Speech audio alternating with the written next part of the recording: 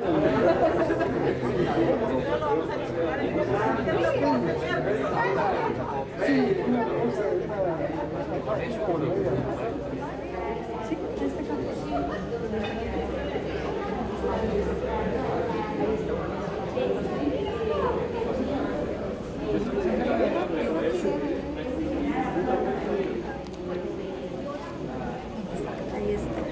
sé si tuviste que comprar una camilla. Muchas gracias.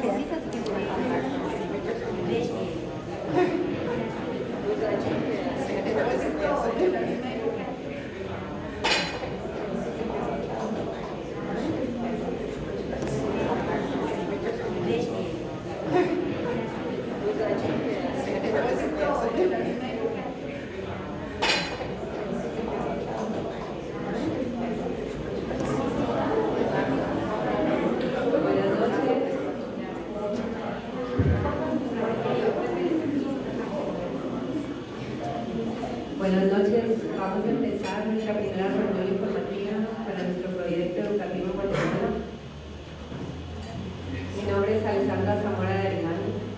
Soy parte del grupo de familias promotoras a este proyecto.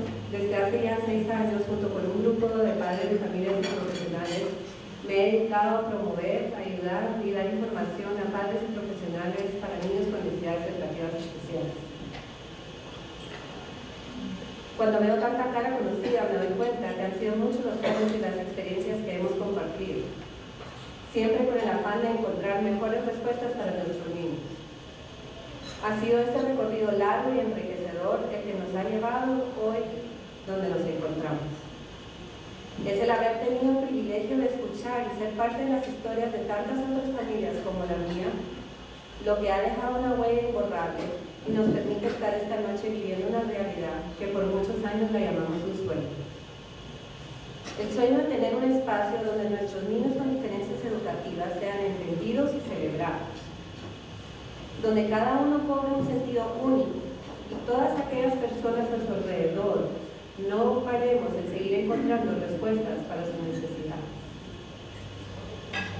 Un espacio donde nos acompañen y nos guíen a nosotros como padres de familia en el día a día de este recorrido que, como ustedes sabrán, no es fácil. Un recorrido que está lleno de incertidumbre y de dolor, pero de mucha esperanza por ofrecerles siempre lo mejor. Este sueño será posible por el esfuerzo en conjunto entre ustedes profesionales y nosotros padres de familia. Tomará ir más allá de nosotros mismos para seguir brindando oportunidades para los niños.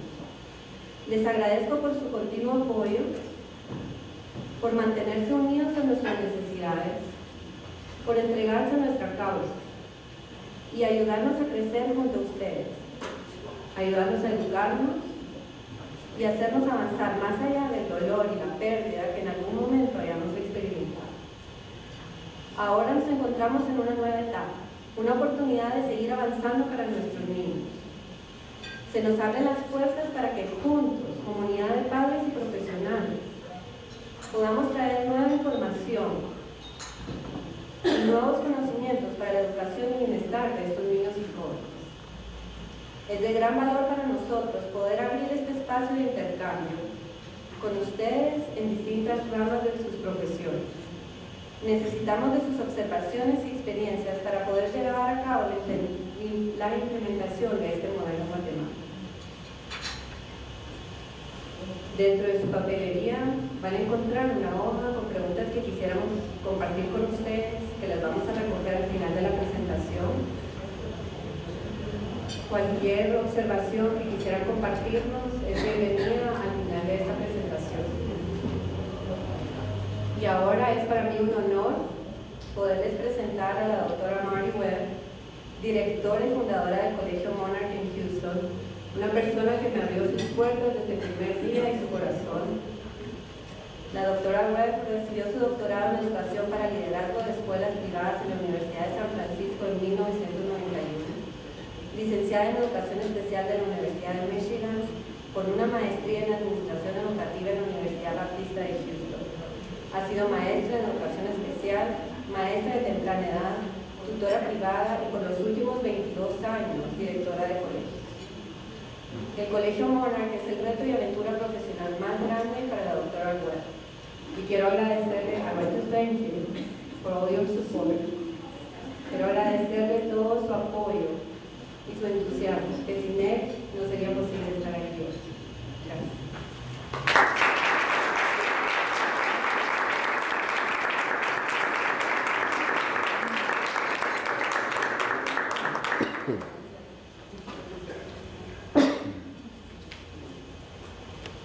Thank you very much for allowing me to be here today to talk about my very favorite thing in the world, which is the MONARCH School. It has been a great adventure for us in the city of Houston to found the first therapeutic day school in the fourth largest city in the United States. And we've learned so much. The children have taught us in the past 10 years so much, and our programs have continued to develop as the kids tell us what they need next. So we feel like we have a lot to share. We know that children with neurological differences exist all over the world, in every socioeconomic group, in every culture. And so we believe we have some things to share that could be valuable to you. But most importantly, what I'm excited about for you is the opportunity to do something for a group of children who will get a chance to make their mark in the world, who will get a chance to make a contribution because of what you do. And you're starting now. I really believe it will grow bigger, and you will change lives. You will change families' lives, you will change children's lives, you will save lives if this adventure continues. So thank you for allowing me to share what we've developed in Houston, and we'll continue to talk about what can be developed here in Guatemala City.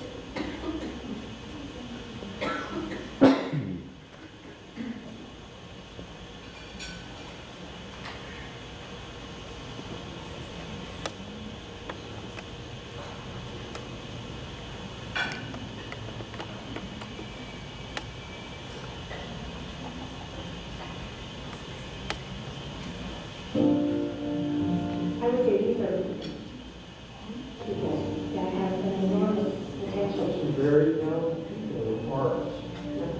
Talented people in games. At MONARCH School, we have watched Austin's life shine brighter than it has ever shone. The MONARCH School was founded in 1997 in response to...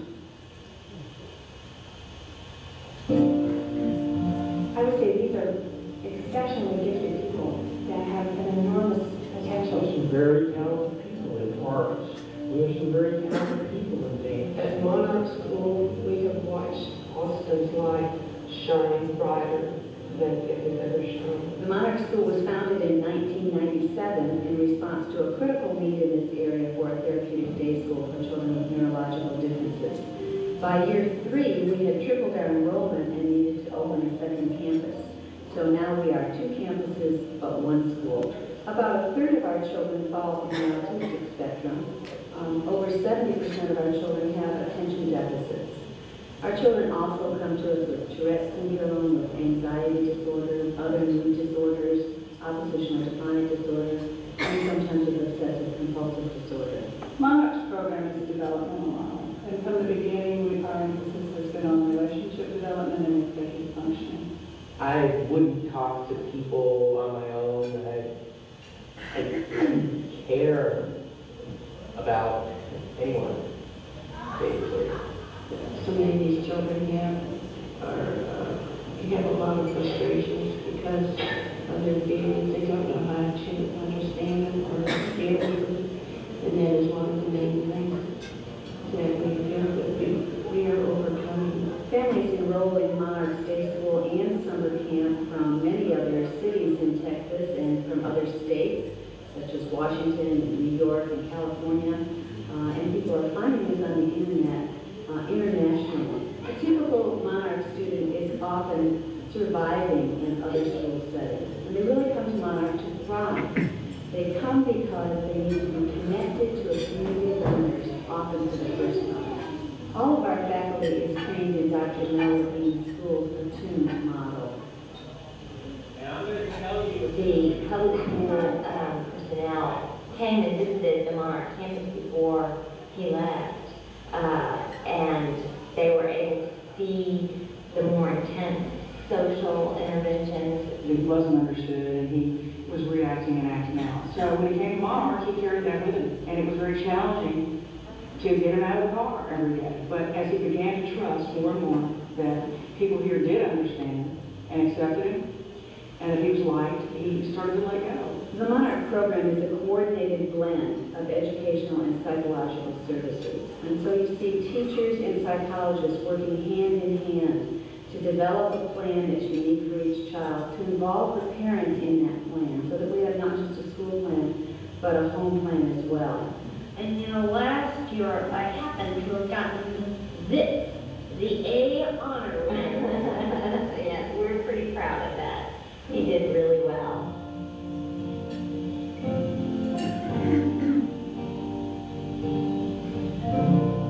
A pivotal element in the work we do is teaching the students to take ownership of their learning and behavior. So we track the students' progress through our unique level system that we've developed. It's over 400 objectives designed to track the students through our 4 core goals of academic competence, executive functioning, social development, and emotional regulation. One of the things that we so admire about Monarch School is that there's always someone there to help guide and mentor and direct children as they're trying to interact. And that's just priceless. On the Apprentice campus, the classroom is designed to be very structured and self-contained. We work very hard to design a curriculum that hooks the students and gets them excited about learning. It's very exciting to watch a child who's been shut down, emotionally unavailable, defensive, angry, blossom. Art therapy, music therapy, sensory integration help us to unlock the potential. Every student has a coach that is there to help them learn to take ownership of their behavior and learning. The coach and the student will work together to review the work, to make plans for the future, and to track their progress. Our summer camp is open to the community as well as our Monarch students, and it's a great opportunity for us to share the work we do with executive functioning and learning styles and relationship development.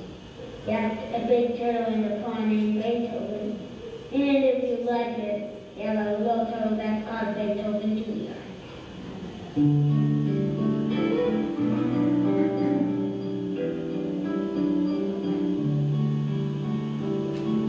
The Challenger campus exists as a continuation of our level system. Students who have shown to be good apprentices can get practice achieving Challenger and Voyager level skills, which are basically about coordinating the multiple demands of regulating your attention and your functioning in school settings. My brain works very fast. When I'm woodworking, it really helps me slow down my thinking. On the Challenger campus, coaching continues. Coach, I don't know why this keeps on happening to me. Should we try an experiment? Yeah. What do you get most excited about when you leave your first period and go to your second period? We've got to give them real jobs.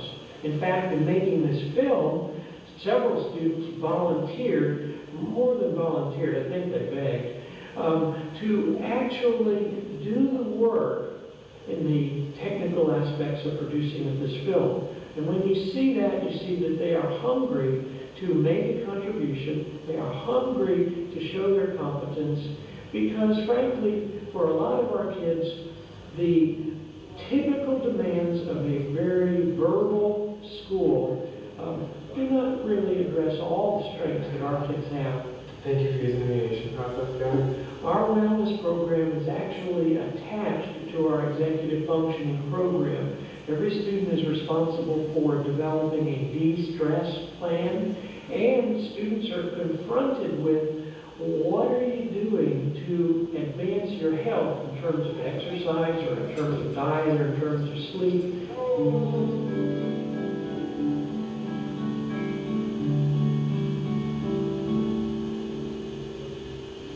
Here at Monarch, our work is people-intensive and student-centered.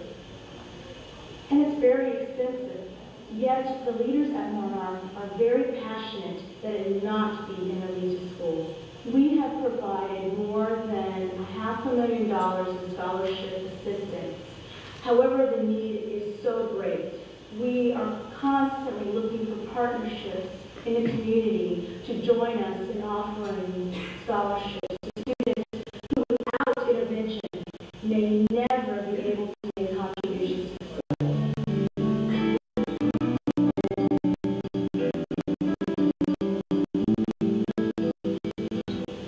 And now, we're able to share what we've learned through our new learning center for parents and for teachers, and also through our diagnostic clinic work. Our Life Academy, Monarch's innovative vocational education program, combines academics with entrepreneurship. I think I'm going to grow up and be able to be a dance teacher, an actress, same time, to show others that Monarch is, it was the one that helped me. It works. It works.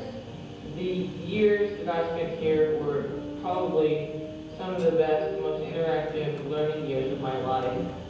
I see Michael continuing to be a self-confident young man, being able to master his own emotions, and taking full responsibility for his own behavior and actions. And I don't think that we can really ask for anything else. Anyone can really be pretty much anything they want to be.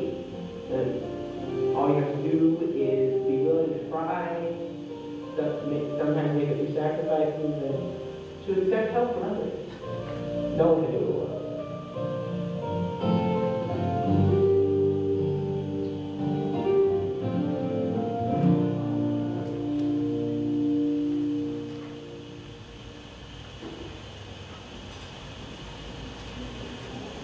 You know, 10 years ago, we had meetings just like this one in Houston. And people came and we wanted to tell them about our school, about our idea. And it was so interesting because everyone that we talked to knew a child who needed a school like the Monarch child, the Monarch school.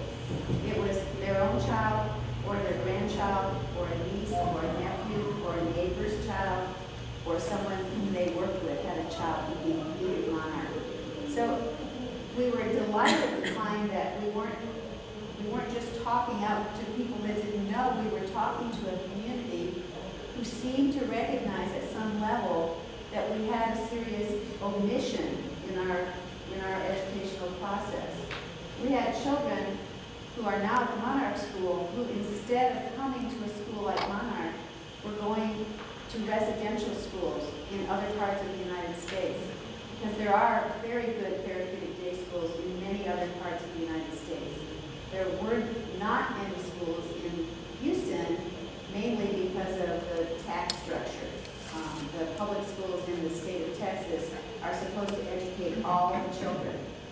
In other states, children with some special needs get those same tax dollars directed to private schools that specialize in working with those children, but that wasn't true in Texas. So we had this huge void, and we had a lot of families who were in a lot of pain at either having to send children away. Imagine sending a 7-year-old to a residential setting. Or whose children just weren't getting what they needed. They may have been in schools where they were being passed from grade to grade, but they were not achieving. They were not living up to their potential. Or they were getting kicked out of schools. They were going from school to school to school. There were a lot of different scenarios, but there was clearly a need. So we had this vision of what the school would be, and I'm going to show you in a minute what that original vision was. But there were a lot of unanswered questions. A lot of unanswered questions about who the teachers would be, and who the psychologists would be, and what the program would be like, and for goodness sakes, where would we be located? We actually didn't find a place to be located until April of the year when we were supposed to open in August. And yet people, without knowing that, because they trusted, I believe, in our passion and in our integrity and in our confidence in our background, began to register children in a school that didn't even have a place yet.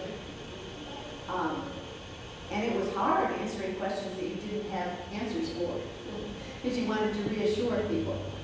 But the good news is, tonight, 10 years later, I have answers for all the questions, most of the questions I didn't have before. Largely because we have an incredibly gifted faculty. The school is as successful as it's been because of the people. We're about to build our own campus within 2 rented facilities, and that will be very nice, but it won't make us a better school, because schools aren't about the bricks and the mortar that make them up. They're about people, and they're about especially adults who care about kids and who can get out of their own skin long enough to really be curious about what kids are telling us and about what each child needs. It's so important that the people, like the people who are here tonight and interested in getting this school started, have that passion for kids and who really are able to see that each child is unique. Every child comes to you with their own personality, their own needs. And yes, we can say, oh, this child reminds me of so-and-so.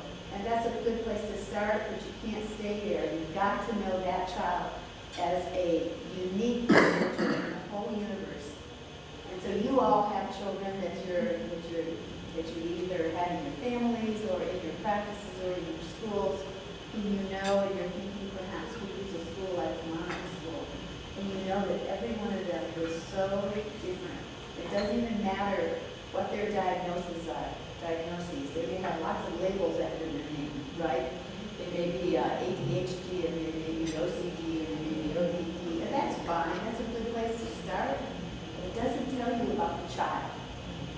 So we're going to talk about the programs, but I really hope you leave here remembering mostly that it's about knowing every single child and figuring out what will work for that child and running lots of experiments. You may try 100 or 200 or 300 different things before you find what really is the key for a child to be able to break out of what's really a big obstacle for them. So now let me show you just a little bit, if I could, about some of our background and our premises. First of all, our mission statement, we wanted to keep really short, really succinct, so we could say exactly what we wanted to do. So we knew we wanted what we were creating to be innovative. It was clear to us that the children who would come to our school didn't need more of what they were already getting. What they were getting wasn't working for them. So when we designed our school, every single piece of it, we stopped and said, does that make sense? Rather than just say, oh, well, this is what school is. School is bells and classes and changing classes and lockers. For every single thing, we had to say, wait a minute, does that work for our kids? Well, most of the time the answer was no, so why would we do it? Big classes, lectures, lots of homework, all the things that work for a lot of kids haven't worked for our kids. So we wanted it to be innovative. And we knew it had to be therapeutic. Yes, there's a very important academic component. That's the basis of school, right?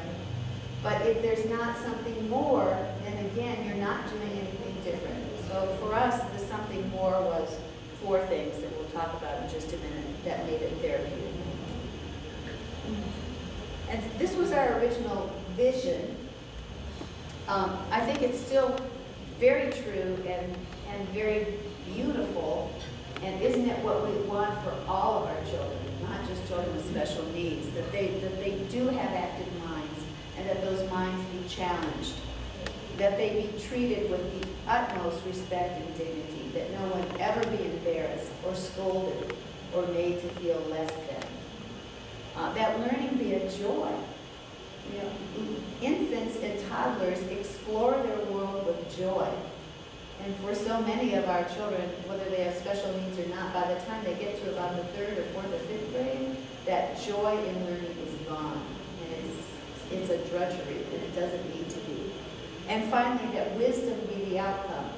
That whether they graduate with lots of degrees or not, they have wisdom for how they will live their lives. And that's still true of what we hope for our kids. It is a unique blend of psychology and education. We have 5 psychologists on our staff right now, and special education teachers and a speech therapist. It's highly individualized. No child's program looks exactly like another child's program. The day I see one child's plan look like another child's plan, so that it's like a cookie cutter, we need to shut the doors and bolt them and lock them with a very, very big lock, because we're not doing our job. Each child's different, so their program should be directed to their own needs. And that we want to, these are the 4 areas that we want to be looking at, which showed in our video also. That certainly academics is important, but it is probably not the primary reason children are at the Monarch School. There are a lot of good schools for children with learning disabilities in the city of Houston, public and private. What there were not were schools that took children who were perhaps having difficulty with academics, maybe not. Some of our children are exceptionally bright and it wasn't an issue. But they might be having problems with relationships, or with managing their emotions, or with executive functions. Those skills that enable any executive to do his job very well, his or her job. And I want to show you, so we can see a lot of words, right, and see a lot of bullets, but it's about kids. So I wanted to tell you, I want to tell you some stories.